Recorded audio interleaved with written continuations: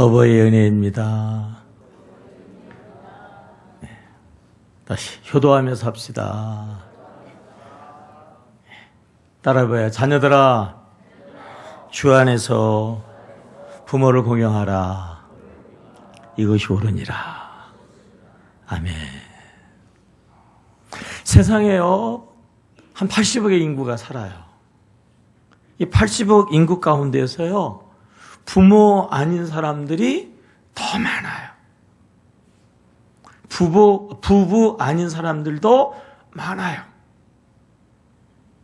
형제가 없어서 외아들로, 외동딸로 사는 사람들도 많아요. 그런데요, 세상의 모든 사람들은 다 자녀들이에요, 자녀들. 누구누구의 부모의 다 자녀들로 이 땅에 존재해요. 오늘 말씀은 그런 의미에서 모든 인류들에게 해당되어지는 말씀이에요. 모든 자녀들에게. 따라해볼까요? 자녀들아, 주 안에서 부모에게 공경하라. 이것이 옳으니라. 이것이 무엇하고요? 옳다. 옳다라고 하는 이 표현을 공동 번역 성경에서는 당연하다, 마땅하다 그렇게 말씀을 했어요. 온 인류 한 사람도 빠짐없이 당연하고 마땅한 것, 면접 사람들이나 특정한 사람들에게 해당되어지는 것도 제대로 안 하면 그것 때문에 이러저러한 문제가 많아요. 그런데요, 모든 사람들에게 해당되어지는 옳은 일. 그래서 어느 사람들은 이렇게 이야기하죠. 오늘의 시대의 여러 가지의 많은 혼란과 여러 가지의 문제는 옳은 일을 하지 않아서, 더 정확하게 하면 부모를 공경하지 않아서 그렇다고 이야기를 해요. 왜 나름대로 열심히 하는데, 왜 나름대로 힘을 써서 하는데, 왜 나름대로 잘한다고 하는데, 왜 나름대로 참으로 헌신적으로 그것도 신앙생활을 한다고 하는데 왜 자꾸 문제가 생길까요? 왜 자꾸 어려움이 생길까요? 가만히 추적하고 아주 깊이 알아보면 상당수의 많은 경우 부모 공경에 옳은 행실을 하지 않았기 때문에 그렇다. 전 고려대 총장이었던 홍일식 교수가요, 미국을 방문해서 그 한국 식당에 갔더니 장사가 너무 잘 되는 거예요. 막 사람이 빠글빠글하니까 그 주인에게 아유 너무 장사가 잘 돼서 좋겠다고 그러니까 주인이 오히려 인상을 막 쓰면서 그렇지 않다는 거예요. 장사는 잘 되는데 이 주위에 흑인들이 많이 사는데 이 흑인 이 폭력배들이 몰려와가지고 막 난동을 부리고 돈을 줘야 가고 돈을 뺏어가고 그래서 손님이 많이 와야 다 그들이 뜯어간다는 거죠. 이 홍 교수님이 묘안을 하나 가르쳐 줬어요. 날을 하루 잡고 그리고 흑인들에게 부모님들을 다 데리고 오라고 그러랴. 그리고 그날 식사를 무료로 제공하면서 한국 사람들은 부모를 공경하는 전통이 있는데 이렇게 한다고 이렇게 하라고 했어요. 그랬더니 식당 주인이 별로 좋아하지 않는 거예요. 못돼 먹은 아주 그냥 뭐 혐상궂은 그런 흑인들에게 그런 것이 어디 효과가 있느냐고 그러면서 별로 귀담아 듣지를 않았어요. 귀국을 해서 오래 지난 다음에 다시 이제 미국에 갈 일이 있어서 가가지고 그 식당에 들어갔어요. 근데 그전보다도 더 잘 되는 거예요. 그러더니 막 주인이 어떻게 알아보고 쫓아와가지고 막 고맙다고 그러는 거죠. 그 뒤로도 흑인들이 계속 뜯어가고 막 난동을 부려서 갈수록 더 어려워져가지고 할 수 없이 그 교수님이 가르쳐 준 대로 했대요. 그래서 날을 정하고 부모님을 모시고 오면 그냥 무료로 음식을 제공하고 그랬더니 말이에요. 흑인들이 너무 좋아하더라는 거예요. 그리고 막 그 식당을 좋아해 줄 뿐 아니라 지켜주고 보호해 주고 그래서 지금은 아무 문제가 없게 됐다라고 하는 거죠. 부모 공경은요, 모두에게 좋은 거예요. 모든 사람들에게 옳은 거예요. 모두에게 선하고 좋은 영향력을 끼치는 것인 줄로 믿습니다. 그래서 우리 구주 예수 그리스도께서요, 우리에게 보여주신 최고의 모범의 하나는 부모 공경이라고 하는 거죠. 예수님이 탄생하신 그런 탄생의 기록 이후에 공생애를 시작하기 전에 30세까지의 그 성장의 과정에서 무엇을 하고 어떻게 지내셨을까? 아마 신앙인들이라면 한 번 이상씩 궁금함을 가졌을 거예요. 전기를 기록하는 전기 작가들에게 있어서는요, 이 성장의 과정이 너무너무 중요하대요. 어떠한 과정으로 성장했는가에 따라서 그의 그 나머지 인생의 모든 것들이 좌우되어지고 그 모든 것들이 해석되어지기 때문에 그렇다라고 하는 거죠. 근데요, 예수 그리스도의 성장 과정에 대해서는 성경은 거의 정보를 우리에게 주질 않아요. 딱 한 가지 정보를 주는 본문이 있는데 그게 바로 누가복음 2장 41절 이하에서만 우리가 찾을 수 있는 유일한 예수님의 성장 과정의 말씀인데요. 여기에는 세 가지의 내용이 소개되어지고 있어요. 보시면 41절서부터 50절까지 무슨 내용이 기록되어 있냐면 12살까지 예수님의 모습이 기록되어져 있어요. 12살 6월절에 예수님이 성전에 올라가셨어요. 그리고 이제 고향으로 내려가다가 한 3일이 지나서 부모들이 보니까 물이 일행 중에서요, 예수님이 없는 거예요. 그래서 찾아 헤매다가 예수님을 성전에서 찾게 되어지죠. 그래서 책망 어린 그러한 말씀을 하시니까 예수께서 뭐라고 말씀해요? 자, 49절. 누가복음 2장 49절입니다. 시작. 예수께서 이르시되 어찌하여 나를 찾으셨나이까? 내가 내 아버지 집에 있어야 될 줄을 알지 못하셨나이까? 아버지의 집, 지금 예수님 어디 계신 거죠? 성전에 계신 거예요. 12살까지 예수님의 행적에서 우리가 볼 수 있는 것은 예수님은 아버지의 집, 성전, 하나님을 공경하는 그러한 분이셨다는 것을 우리가 거기서 발견할 수가 있어요. 그리고 13살서부터 30세까지의 그러한 행적은 그 뒤에 51절이거든요. 51절. 자, 51절 시작. 예수께서 함께 내려가사 나사렛에 이르러 순종하여 뭐 했더라? 받으셨더라. 예수님이 나사렛으로 내려가서요, 그 육신의 부모들과 함께 뭐 하셨냐면 순종하며 받으셨더라는 거예요. 예수님의 성장의 과정은 한마디로 이야기하면 12살까지는 하늘의 아버지 하나님을 섬기는 삶이셨고요. 성경에 의하면 나머지 여정은 육신의 부모를 섬기는 삶을 사셨다는 거예요. 한마디로 이야기하면 뭐예요? 부모를 공경하는 삶을 살았다라고 하는 거죠. 그러한 삶의 결과가 있어요. 결과. 그게 52절이죠.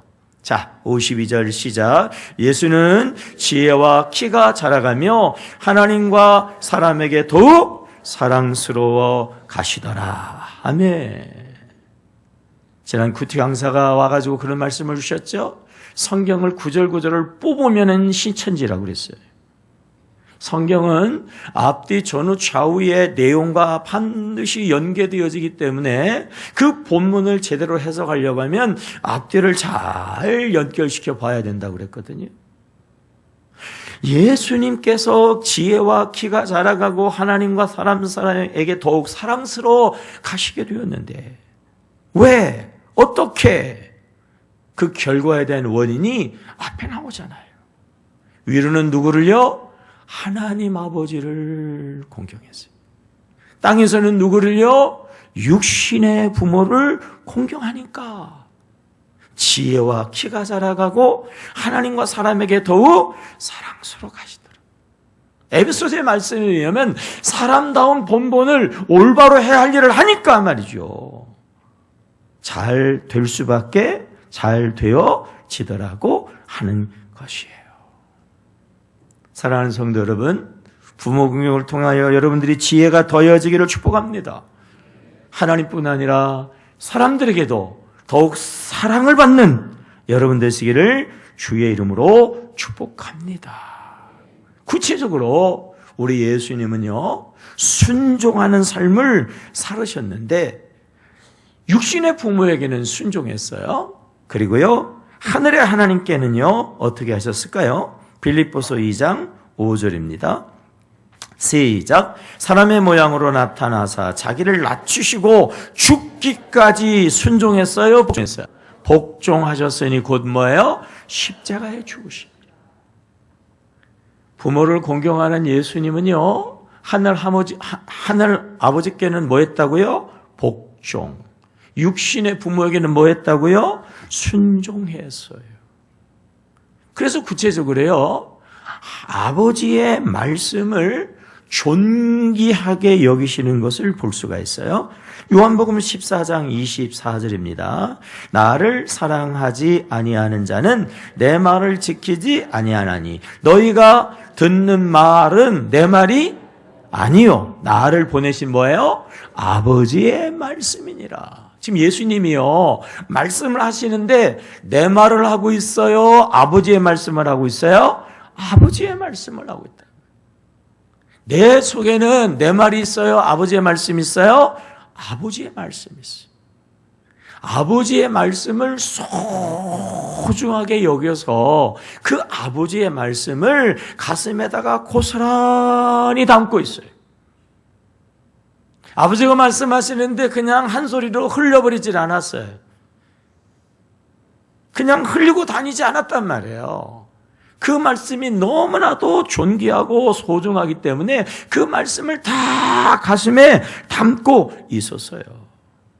그리고요, 그 말씀을 또한 담고 있는 것이 아니라 그 말씀을 성취하려고 부단히 노력하시는 분이 예수님이셨습니다. 요한복음 6장 38절 이하 시작. 내가 하늘에서 내려온 것은 내 뜻을 행하려 함이 아니요 나를 보내신 이의 뜻을 행하려 함이니라. 나를 보내신 이의 뜻은 내게 주신 자 중에 내가 하나도 잃어버리지 아니하고 마지막 날에 다시 살리는 이것이니라. 내 아버지의 뜻은 아들을 보고 믿는 자마다 영생을 얻는 이것이니 마지막 날에 내가 이를 다시 살리리라 하시니라. 내가 이 세상에서 공생의 활동을 하는 것은 누구의 뜻을 이루려고요? 아버지의 뜻을 이루려고. 아버지의 뜻은 하나도 멸망하지 않는 거예요.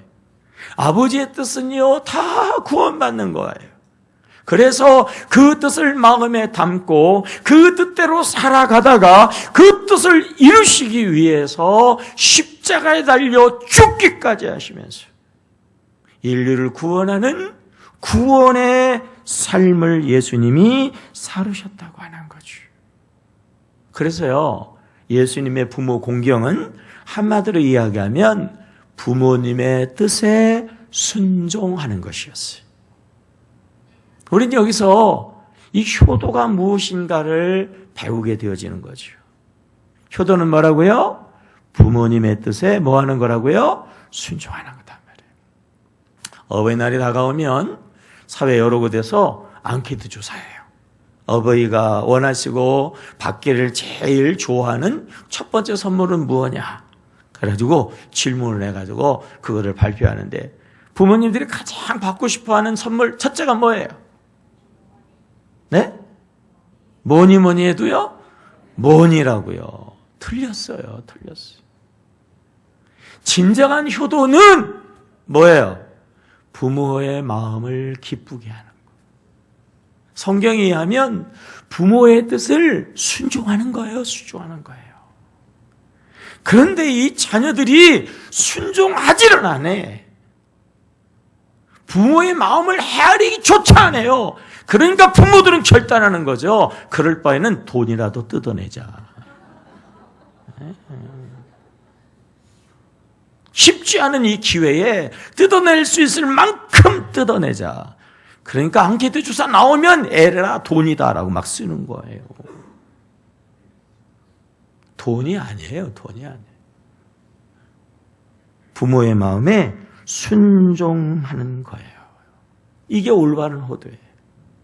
그리고 여러분, 이 부모에게 순종하는 이 올바른 효도를요, 자녀들에게 꼭 가르쳐야 된다는 거예요. 왜요? 내가 효도를 받으려고 하는 게 아니에요. 부모를 공경하라 이는 약속 있는 첫 계명이니 내가 땅에서 뭐 하고요? 잘 되고. 모든 부모들이 한결같이 원하는 것 중에 하나는요, 당연히 마땅히 자녀가 잘 되는 거예요. 오늘 영상에도 봤잖아요. 아버지들도 그러잖아. 어머니도 아니고 아버지들도 다 속내를 이야기하는데 뭐라고 그러죠? 자녀들 잘 되는 거, 자녀들이 잘 되게 하는 거, 자녀들이 잘 되게 못해준 것 같아서 가슴이 아프다, 마음이 아프다, 심지어는 죄인의 심정으로 산다고 이야기하잖아요. 모든 부모들이 원하는 자녀들이 잘 되는 것, 그 비결은 성경에서 뭐라고 그러냐면은 부모를 공경하는 거라는 거예요. 부모를 공경하는 자녀가 땅에서 잘 된다는 거예요. 정말 자녀가 잘 되기를 원한다면 자녀들에게 이 부모는요, 효도를 가르쳐야 된다고 하는 것입니다. 오늘의 시대는요, 구약을 넘어서 신약을 넘어서, 그죠? 율법을 넘어서 복음을 넘어서 우리는 은혜의 시대 속에서 살아가고 있어요. 시대를 뛰어넘어서, 심지어는 율법과 복음을 뛰어넘어서 우리 모두에게 한결같이 주시는 하나님의 명령은요, 부모를 공경하라고 하는 거죠. 한결같이 우리에게 축복의 약속의 말씀을 주시는데 이것이 부모를 공경하라고 하는 거예요. 어떻게 하면 부모를 공경할 수 있지요? 어떻게 하면 우리의 자녀들이 부모를 공경하는, 그래서 복 있는 자녀가 될까요? 진정한 효도는 부모의 뜻에 순종하는 것이라고 그랬어요. 그래서요, 자녀들에게 공경이라고 하는 어려운 단어를 써가지고 막연하게 하지 말고 분명한 것을 가르쳐 줘야 되는데, 거기에서 실제적인 삶에서의 순종을 가르쳐 줘야 되는 거예요. 따라해 볼까요? 순종해야 공경할 수 있다. 순종 다음이 공경이다. 순종하는 사람만이 공경할 수가 있어요. 부모들이 오해하는 것 중에 하나가 뭐냐면요, 우리 아이가 지금 이렇게 좀 말썽을, 그리고 이렇게 좀 속을 새기지만 철이 들면 효도할 거야. 아기 낳고 시집장 가가지고 부모 되어지면 이제 부모의 마음을 이해하고 부모님을 잘 섬길 거야 라고 이렇게 착각을 하는 거예요. 철이 들어도 자기가 결혼해서 아기를 낳고 자기가 부모가 되어지고 자기가 아비의 어미의 마음을 느끼고 깨달아도요, 순종을 배우지 못한 그러한 부모는요, 부모 공경을 하지 못하는 거예요. 순종을 안 사람만이, 순종을 배운 사람만이 부모도 공경할 수 있는 거예요. 철이 들면 되는 게 아니에요. 지들이 부모가 돼보면 그게 되는 게 아니라고요. 이미 부모된 부모들이, 불효하는 부모들이 얼마나 많이 있어요. 벌써 일찍이 철이 들었다고 하는데도 여전히 불효하는 자녀들이 얼마나 많이 있냐고요. 철들지 않아서의 문제가 아니라 순종하지 못하는 사람이기 때문에 문제라고 하는 거죠. 오늘의 시대는요, 이 순종이라는 단어, 이 복종이라는 단어를 상당히 거부하는 시대거든요. 그래서 오늘의 시대를 불행하다고 우리가 이야기하는 거예요. 불행하다. 왜냐하면 성경의 축복의 원리 중에 하나, 우리 한번 따라해 볼까요? 순종은 축복의 통로다. 성경에서 축복의 통로는요, 이 순종이라고 하는 거예요. 축복의 장 그러면 신명기 몇 장이에요? 28장이잖아요. 신명기 28장에 보면 우리가 모두 원하는, 우리가 모두 바라는, 우리가 모두 기대하는 복이요, 다 그 속에 들어가 있잖아요. 들어가도 복을 받고 나가도 복을 받고 손으로 만지는 것마다 복이 되어지고 자녀들도 복이 되어지고 모든 것들이 다 복이 되어진단 말이에요. 꾸어줄지언정 꾸이지 않는 그런 모든 복이 나와 있거든요. 그 복을 누가 받을까요? 자, 신명기 28장 1절 말씀 띄워보세요. 시작. 내가 내 하나님 여호와의 말씀을 뭐예요? 삼가 듣고 내가 오늘 내게 명령하는 그의 모든 명령을 지켜 뭐하면? 행하면 내 하나님 여호와께서 너를 세계 모든 민족 위에 뛰어나게 하실 것이라. 그 다음에 내가 내 하나님 여호와의 말씀을 뭐하면? 청종하면 이 모든 복이 내게 임한다 그랬잖아요. 네? 삼가하여 듣는다. 뭘 듣겠어요? 아버지가 무슨 얘기를 하나 듣는 거 아니겠어요? 삼가하여서 잘 듣는다는 거예요. 청종한다는 것은 아주 막 집중해가지고 한마디도 잘못되지 않도록, 한마디도 흘러가지 않도록 집중해가지고 잘 들어서 순종하면, 지켜 행하면이죠. 효도가 뭐라고 그랬어요? 부모의 뜻을 순종하는 거라고 그랬잖아요. 순종하는 사람이 부모에게도 순종할 수 있고 공경할 수 있고, 순종하는 사람에게 하나님은 이러한 축복을 약속해 주셨어요. 따라해 볼까요? 순종은 구원의 원리다. 성경에서요, 순종은 축복의 원리예요. 순종은요, 구원의 원리입니다. 원래는 세상에서는 죄가 없었다고 그랬잖아요. 근데 이 세상이 죄악으로 이렇게 뒤죽박죽이 됐지요? 한 사람 아담이 뭐 해가지고? 불순종했어요. 그래서 죄가 들어왔어요. 또 한 사람의 아담, 제2의 아담 누구죠? 예수께서 뭐 하심으로? 순종하심으로. 여러분, 모든 것들이 구원되어지고 회복되어지는 줄로 믿습니다. 순종이 모든 것에서 구원하는 것이고요.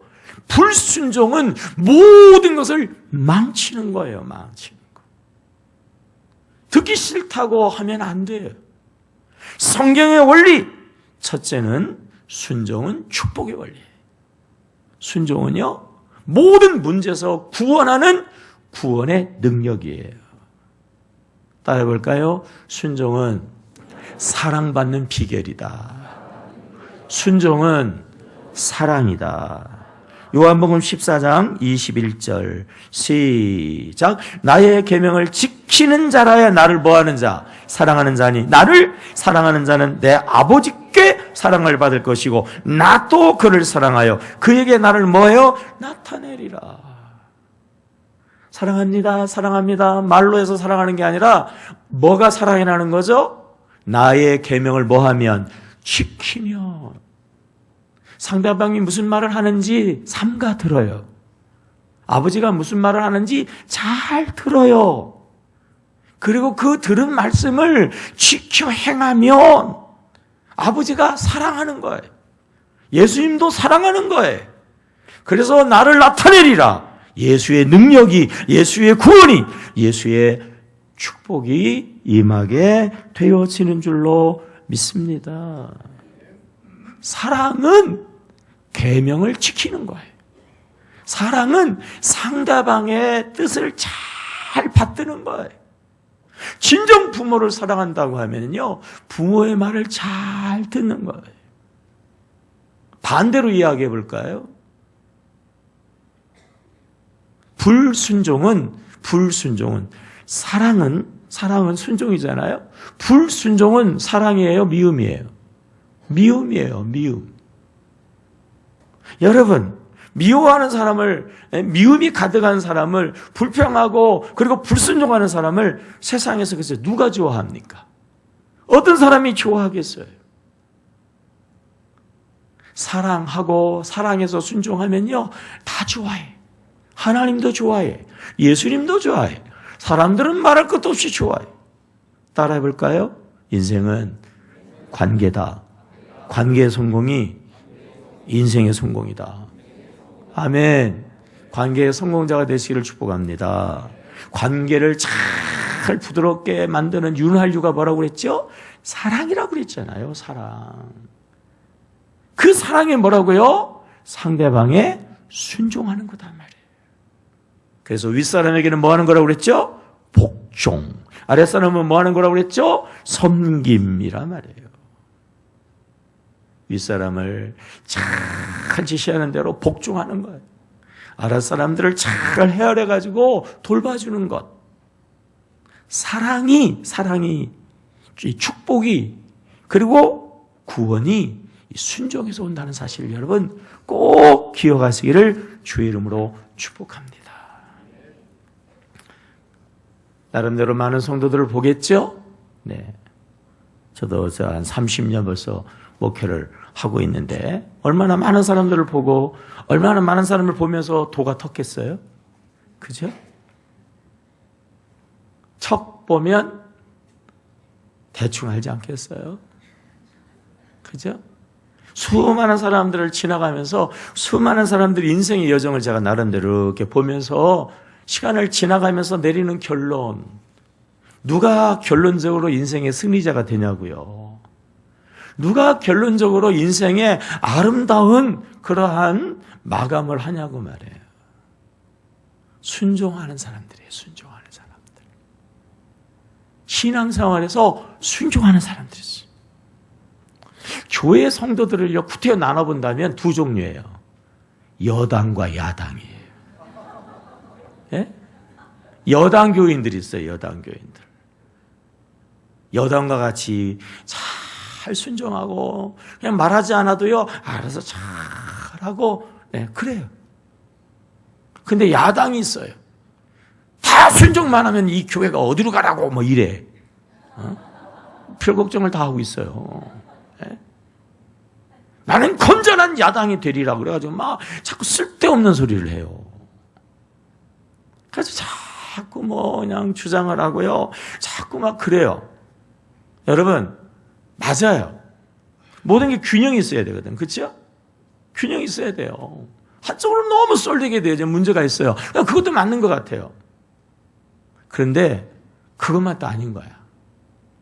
여러분, 축복해요. 이야기면요, 악역을 맞지 않기를 주의 이름으로 축복합니다. 그래요. 여당과 야당이 있다면요, 가능하면 남은 야당으로 밀어버리시고요. 여러분들은 여당이 돼. 여당. 예? 왜냐하면 그 야당의 기질을 갖는 분들은요, 맨날 고루와. 야당 그렇잖아요. 맨날 투쟁하고 말해요. 맨날 시비하고요. 맨날 그냥 뭐 그러잖아요. 죄송하지만 뭐가 문제가 되냐면요, 그 야당 성도들 자녀들이 야당이 되더라고. 야당이 돼. 그 자녀들이 야당이 돼가지고 누구를 쳐봤냐면 부모를 쳐봤더라고.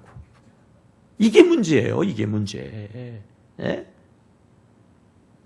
부모가 나름대로 뭐 합니다마는 순종하지 아니하는 그걸요, 자식들이 그대로 받아가지고 제일 1차적으로 부모를 쳐받아요. 부모에게 계속 야당질을 한다고. 그러니까 그 부모의 인생의 그 노년이 말이에요, 썩 좋지를 않아요. 썩 좋지를 않아. 한번 때려볼까요? 순종이 축복의 길이다. 순종이 구원의 길이다. 순종이 참 사랑이다. 아멘. 그래서 우리가 하나님께 순종해야 되고요.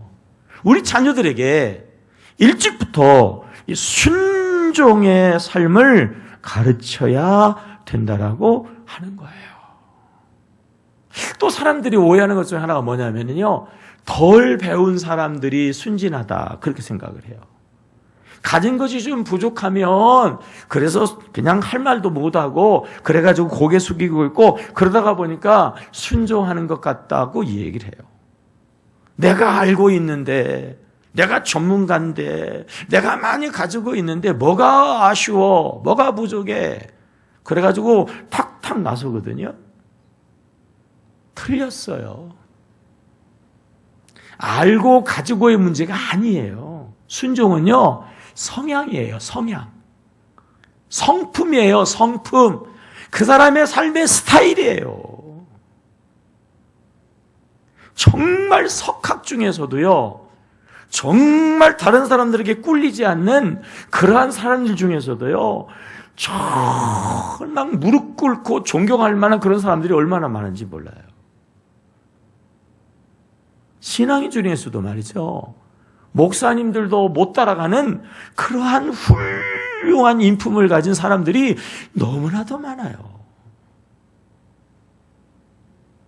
대충 하는 거 가지고 교만 떠는 거지, 조금 가지고 있는 거 가지고서는 착각하는 거지요. 그거는 소유의 문제도 아니고 지식의 문제도 아니고요, 성품의 문제인 거예요. 성품의 문제. 다시 한번 여러분, 순종의 사람이 되시기를 주의 이름으로 축복합니다. 게리 체프만이라고 하는 분이 행복한 가정 만드는 5가지 사랑이라고 하는 책을 썼는데요, 거기 이런 내용을 썼어요. 순종, 복종을 배우는 것은 규칙대로 사는 것을 배우는 것이다. 규칙을 지켜야 되잖아요. 권위를 인정하는 것이다. 건전한 사회의 한 부분으로 모든 가정이라든지 사회 요소에서 순기능적 요소로 작용한다 그랬어요. 순기능, 역기능이 있어요. 잘 되고 더 잘 되고 계속 잘 되고 모두가 잘 되고 결과적으로 잘 되는 거예요. 역기능, 계속 반대하는 거야. 계속 거꾸로 되는 거야. 계속 시비하는 거야. 계속 어려워지는 거예요. 누가 순기능이라고요? 순종과 복종을 배운 거예요.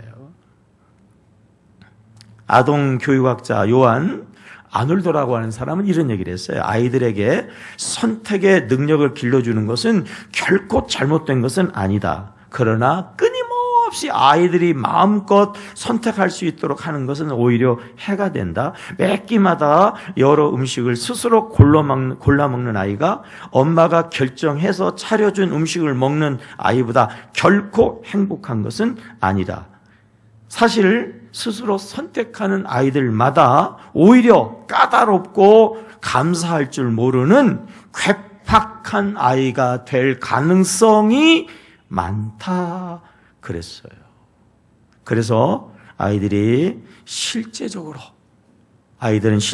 어른들이 일정한 틀을 제안을 해주는 것을 좋아하고, 그리고 그러한 틀 안에 있을 때에 훨씬 더 아름답게 성장한다 그랬어요. 사실 여러분, 우리가 삶을 살아가는데요, 내가 선택할 수 있는 게 몇 개나 됩니까? 예? 우리가 매일 일어나면서부터 날씨 보잖아요. 날씨를 우리가 선택합니까? 매일 우리가 마주하는 날씨도 우리 마음대로 선택하지 못해. 내 몸 상태도 사실은 어떻게 보면 내 마음대로 선택되지 않잖아요. 아프고 싶은 사람의 세상에 어디 있어요? 먹고 싶은 것을 마음대로 선택해서 먹을 수 있는 사람이 도대체 몇이나 됩니까? 선택할 수 있는 게 별로 없어요. 순종하면서 살아가는 것이 어떤 의미에서는 지혜일지 모르지요. 그래서요, 그분은 계속적으로 이야기했어요. 순종 없이는 어떤 관계도 건강해질 수 없기 때문에 아주 어려서부터 순종을 가르쳐야 된다. 자기가 경험한 바에 의하면은 4살 경험상 4살까지 순종이 몸에 배도록 해야 된다. 4살까지 어린아이는 주로 아내가 아이들과 어머니가 아이들과 함께 있기 때문에 남편은 그 어머니에게 절대 권력을 인정해 줘야 된다. 그리고 그 부모는 4살까지는 아이에게 절대적인 순종을 요구하고 순종하는 아이로 그렇게 지도해야 한다. 라고까지 이렇게 이야기했어요. 이게 뭐라고요? 이게 축복의 길이에요. 이것이 구원의 길이에요. 이것이 진정 사랑의 모습이고 관계에 성공하는 비결이단 말이에요.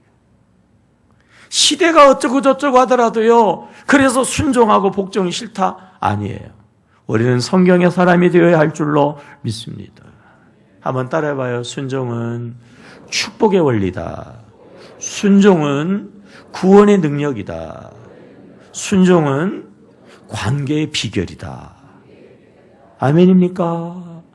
우리도 순종해야 되고 우리 아이들도 순종해야 되고, 그러면 그 아이들이 커서 부모에게도 공경할 수 있어요. 순종하는 자만이 공경할 수 있는 거거든요. 대표적인 사람, 성경에서요, 진정 가장 신앙의 대표적인 사람 중에 한 사람은 다윗이거든요. 다윗은 부모 공경으로부터 위대한 성군이 되어진 것이지요. 자, 사무엘상 17장 37절에 다윗하고 싸우기 전에 하는 선언이 있죠. 시작. 또 다윗이 이르되 여호와께서 나를 사자의 발톱과 곰의 발톱에서 뭐 했어요? 건져내셨은즉 나를 이 블레셋 사람의 손에서도 건져내시리이다. 자, 보세요. 사자의 발톱, 곰의 발톱, 그 상황은 어디죠? 양을 치는 들판이에요. 양을 치는데 사자가, 곰이 말이에요, 막 달겨드는 그런 위기 상황이었다는 거예요. 근데 아버지가 그러한 위험한 상황에다가 어린 막내 다윗을 뭐라고 그랬어요? 가라고 그랬어요. 가가지고 양을 돌보라는 거예요. 그 위기 상황 가운데 그 위험한 그런 그 양치기 하는 일에 다윗은 순종했습니까? 안 했습니까? 순종했잖아요. 어려서부터 순종했어요. 그랬더니 어떤 일이 일어났죠? 사자의 발톱에서 하나님이 건져주시고 곰의 발톱에서 하나님이 지켜주시는 하나님을 체험하게 된 줄로 믿습니다. 순종하면 하나님을 체험하는 거예요. 하나님의 기적을 경험하게 되어진다니까요. 아버지의 말씀에 순종해가지고 다윗이요, 양을 치면서 심심하니까 뭐 했어요? 물매를 던졌어요. 물매를 돌렸어요. 물매를 열심히 돌리는 준비를 했더니 뭐를 때려잡았죠? 골리앗을 때려잡았어요. 골리앗을. 네? 미래의 전쟁을 대비하는 실력자가 순종에서부터 시작된 거예요. 또 심심하니까 또 뭐 했죠? 수금을 탔어요. 수금을 타면서 하나님을 노래하고 찬양하다가 소위 성령 충만해졌어요. 그래가지고 사울왕이 귀신 들려가지고 괴로워하게 될 때에 누구를 불렀죠? 수금을 타는 다윗을 불러서 하나님을 찬양하는 노래를 부르게 하니까 악신이 떠나간 줄로 믿습니다. 하나님이 그를요, 순종하는 그 광야에서 이스라엘의 왕이 되게 했다는 말씀이 시편 70편, 78편, 70절에 나오잖아요. 시작. 또 그의 종 다윗을 택하시되 어디에서 했어요? 양의 우리에서. 다윗이 위대한 사람으로 극적인 그런 전환점의 그 계기는 그래도 역시 골리앗과의 싸움이잖아요. 다윗이 왜 골리앗과 겨루었을까요? 왜 다윗이 골리앗과 싸웠을까요? 왜 그랬을까요? 성경을 찾아보면 나름대로 근거가 나와요. 아버지의 말씀에 순종했어요. 그래가지고 어린 나이에 가서는 안 되는 전쟁터에 가잖아요. 전쟁터에는 가면 안 되거든요. 그러니까 아버지가 가라 그러니까 순종하고 가서 봤더니 골리앗이 막 고래고래 소리를 지르는 거예요. 그러니까 다윗이 그 싸움터에 나가려고 하기 전에 물어보는 질문이 있죠. 이 싸움에서 이기면 뭐 주냐? 그래서 뭐 주냐? 이 싸움터에서 이기면 무슨 상이 있냐? 물어봤지요? 그러니까 사람들이 상을 이야기했어요. 사무엘상 17장 25절. 시작. 이스라엘 사람들이 이르되 너희가 이 올라온 사람을 보았느냐? 참으로 이스라엘을 모욕하러 왔도다. 그를 죽이는 사람은 첫째, 왕이 많은 재물로 부자 되게 하고, 둘째, 그의 딸을 그에게 주고, 셋째, 그 아버지의 집을 뭘 했어요? 이스라엘 중에서 세금을 면제하게 한단 말이에요. 세금을 면제, 아버지 세금 면제. 누구를 위한 거예요? 아버지를 위한 거예요. 누구를 위해서 싸운 거예요? 아버지를 위해서 싸운 거예요. 그런 의미에서 다윗은 어떤 사람이에요? 효도하는 사람이에요. 효도하는 사람. 아멘입니까? 아버지의 말씀에 순종했더니 그가 그 모든 것들을 준비하더니 결과적으로는 만왕의 왕 중에 왕의 그러한 예표가 되었다라고 하는 거죠. 순종하는 거는요, 옳은 거예요. 약속을 받는 거예요. 삶의 지혜입니다, 여러분. 불순종하면요, 옳지 않아요. 약속이 없어요. 아니, 저주가 있어요, 저주. 불순종하는 자는 돌로 쳐 죽여라. 그랬거든요. 어리석은 것입니다, 어리석은 것입니다. 예수님은 순종해서 하나님의 뜻을 다 받들었다고 그랬어요. 신명기 28장의 축복은 잘 듣는 것이 이게 축복이라고 그랬어요. 다윗도 아버지의 말을 잘 듣고 순종하니까 내일을 준비하고 그리고 왕 중에 왕이 되었다라고 하는 거죠. 오늘도 여러분 하나님의 말씀을 순종할 수 있기를 축복합니다. 하나님의 말씀에 예수님처럼 복종할 수 있기를 주의 이름으로 축복합니다. 여러분의 자녀들에게도요, 일찍부터 부모 공경이 아니고 순종하지 않으면 공경하지 않아요. 일찍부터 어린아이들에게 순종의 훈련을 잘 시켜가지고 그 순종이 공경이 되어지고 그 순종이 다윗처럼 내일을 준비해가지고 말이에요. 우리보다 더 잘되는 역사가 있기를 주의 이름으로 축복합니다. 기도하겠습니다. 하나님,